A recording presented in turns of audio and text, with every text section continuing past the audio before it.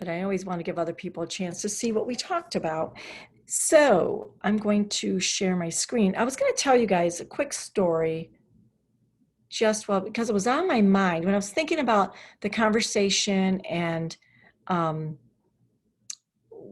what we were, Mary and I talked about. I was thinking, you know, when I was losing weight and I was trying to, I was going up and down, and it was one of those yo-yo things. And um, I'd lose a couple pounds, but then I gain 3 pounds, and I lose a couple pounds, and it was just a pain. And I was of the school of you don't weigh yourself. I was in the always told that that's not the right way to lose weight. Don't weigh yourself. And so I really didn't do it a lot, but when I did, I was always kind of bummed out about the scale. And then I realized the scale, I'm not going to give the scale this much power over me, but I'm going to use it as a monitor. Like, how do I monitor my progress? But it doesn't define me. It's not going to decide if I'm happy or sad. It's just going to give me an indication if I'm going in the right direction, but also knowing that one dinner out at Olive Garden is going to make my scale spike because of all the sodium. I retain a lot of water, and I could gain 4 pounds overnight and have easily. Um, and so I had to kind of put that relationship in place and say, the scale doesn't control me. I'm not going to have it define me, but I am going to use it as a monitor, almost an accountability buddy to help me to see if I'm going in the right direction. Because the yo-yo thing was so silly to me after a while. Like, why am I gaining and losing the same 5 pounds? This is crazy. And that was about 30 pounds heavier. So, I was cutting back on my carbs. I was doing everything I talk about in my book and in our program.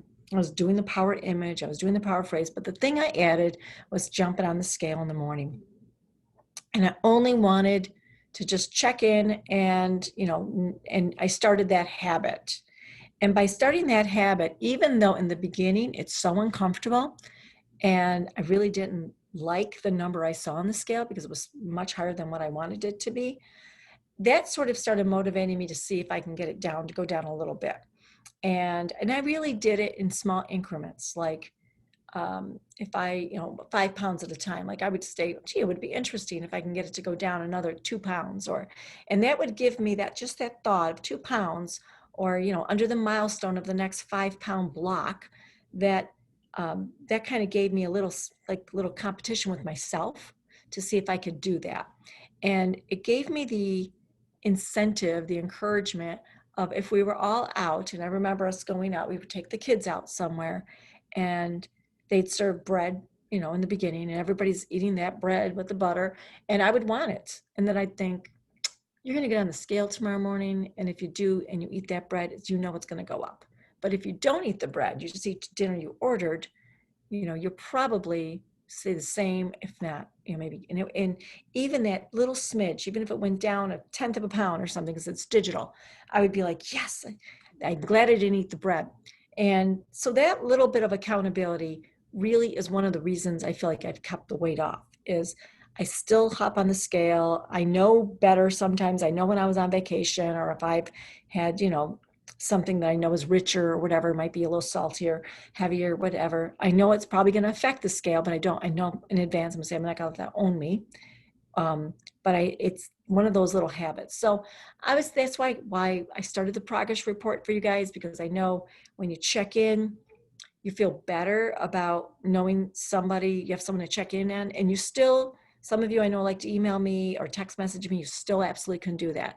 But the progress report is going to be the way I kind of measure everyone's progress, so I can see, what direction are we going in, what's working for you guys. And so it's really going to be, there's a baseline. By the way, if you haven't done the baseline, let's go back a second. If you haven't done the baseline, that's always a good start. And there's more questions in the baseline. So it's really about your overall goals and things like that. And so it's really going to be a little bit more, I guess let me see if it's going to remember me. So it's, what is your current weight? I'm just going to put in a dummy number, and then the next one could be, what is your goal weight? Let's just say 125. I'm just guessing as I go. And then what is your age? Not that I'm going to do anything with that information, but it's good to know. How old am I nowadays? I don't even know. Oh, height. You guys, a lot of you already did this. I used to be 5'2", now I'm 5'1". And then, a little bit about your activity level. This will be helpful if you're hitting a bump in the road, if you're saying, I need help. So if you're active and you're still not getting results, then that might be, a different way we approach something than someone who's maybe working out 3 times a week. So you want to go this way. And then what made you decide to join My Own Player? That's for me. I want to know. I'm curious. And so maybe it's a referral, or you could have your friend's name. I love you guys. You guys say the nicest, sweetest things too. Thank you for all your love about me being so nice, and I really appreciate it. How'd you find out about Coach Rosa? I love how many of you have met me years ago. That's so cool. Okay, so that's that one. Now that just goes into, a back end. It's a tool, and I can access that from my end, but it doesn't really allow me to email you, but I do look at them. So in this, I can extract reports and I can put them in an Excel spreadsheet. And what I'd like to do is start to monitor, like, how are we doing? How are we doing with weight loss and that sort of thing? So now I'm going to show you, hopefully Dexter won't get crazy, because I don't really want his barking showing up on our video, but I guess if it does, it does. Okay, now after that, after we did our baseline, a week later, when we do our lesson, and it's okay if you're behind, don't worry about it. Even if you skip a couple weeks and you didn't do it for 2 weeks and you just go right to the third baseline or the third progress report, it's fine. Because in essence, all the progress reports are the same. Now, I'm open to ideas. I've never done this before, so I just went with what's the least amount of information that I can get you to give. Well, you'll do it, but it'll help you stay accountable. So if I knew if it took 10 minutes for you to do, you're not going to do it, or 20 minutes, right? So it's a simple thing. Like, what is your weight this week? So if I said, based on what I said last week, let's say I said my weight was, 147, and I did a baseline, because I'm not looking at them consistently, you're just going to tell me if you gain or lost weight. And if I have admin support someday, wouldn't that be nice? And then how was your progress this week? And so that was, maybe you can write down. Now, I know some of you have other goals, right? You have other goals in mind. Well, you can certainly communicate with me through that. You could say, I've made great progress in my goal of only doing 3 activities a week. I'm working towards my podcast. I mean, you could communicate. This is a good way to just be accountable and know someone's looking at it. Total weight loss so far, that would just be some of it. And then, are you logging in your food intake? I'm not judging your answer. So it's just that if you are logging in your food intake and you're having a bump in the road, then I can say, oh, good. Lynn's logging her food intake. I can look at that, and I'll go look at MyFitnessPal if she gave me access, and maybe she gives me a day in mind that she wants me to look at. Then, and that could be something she puts here. She could say, anyone could say, if you could check day number, August 26th, and tell me if that was a good food day. I'll be able to see something like that. All right. And I love what you're learning about yourself. I love when people say, I really do better when I log things into MyFitnessPal, or I do much better when I have someone when I show up at those meetings, and I know, we've shared ideas, things like that. So whatever I've learned about myself, what was someone I like? It's funny how some people, they're comical. I need to exercise. I'll say that. And then my goal. Now the goal could be, it doesn't have to be weight. The goal could be, I am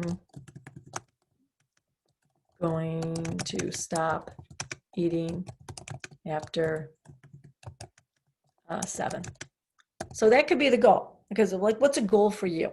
And the goal could be something else. Like for me, one of my goals is, has nothing to do with my weight. One of my goals is that I have to create like a landing page for this site where people can sign up for the 21-day diet. So that's one of my goals. And I might write it in there. If I think someone's going to look at it, it doesn't mean that's anyone's going to respond about it, but I know if I am being held accountable or someone's going to ask me, how are things going? And they look at the sheet, they'll see what I was working on. And then the next week I could pick something else, but it's a really good way for you to just find a way to, add that motivation. And I don't know, you guys, when I say I'm going to do something and I say it to someone else, I have a difficult time not following through. I want to follow through. It's sort of my nature. So I'm hoping that that's kind of motivating for everyone. Um, and like I said before, when you do these are the main categories, and the coaching, if you're starting a couple weeks in, that's okay. Start from the beginning, and there's no rush. It doesn't matter uh, if you do all of them in 1 week or if you just stay a couple weeks behind. It's okay. It's not behind. It's wherever you are. And then these things are always open: the food plans, the mind body technique, and the bonuses, and the welcome to Mind Over Platter. Those are always going to be there. I may add more things to it, but that's what the progress report's about. Um, and I'm really hoping that everyone will, find a way to measure their success, whatever that is, and compete with yourself. But if you want support, let's ask for it. Let's ask for it in the group, because I think a big thing that's going to help people stay on track is some kind of accountability, and also connecting. And when COVID's done, I can't wait for us to, when we could finally get together again. My original plan was that we would have some healthy happy hours, and I wanted to do some. And when Shelly opened up that wine and cheese bar up the street, her and I became fast friends. And I said to her, "Hey, I would love to have a place to host my healthy happy hours with my community." And she goes, "That would be really great. Why don't you?" And she had the space for it, and we were, my hope was we were going to do something like that. Didn't mean it wasn't going to revolve around food. It was just going to be a place where you can kind of visit and check, say, hey, say hi. So I'm going to stop recording really quick. Let's save this.